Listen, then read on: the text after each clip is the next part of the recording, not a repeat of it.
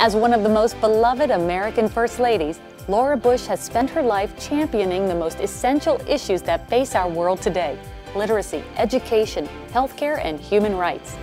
As First Lady, Mrs. Bush advocated for the importance of literacy and education to advance opportunity for America's young people and to foster healthy families and communities.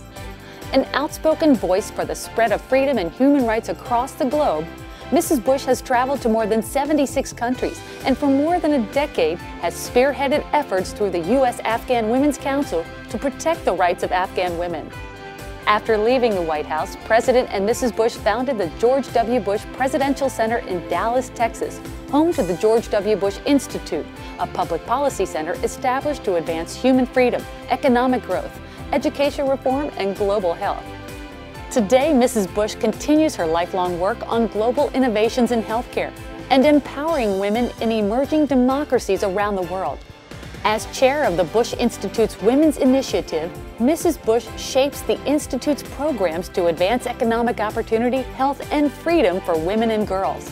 The Women's Initiative program is training women leaders in Egypt, raising awareness of Afghan women's progress and plight, and convening African First Ladies, government officials, and public-private partnerships to invest in women's health to strengthen the continent.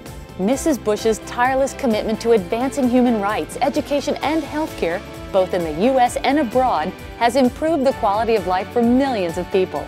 For her lifelong advocacy of literacy, education, and women's rights, the National Women's History Museum is proud to honor former First Lady Laura Bush.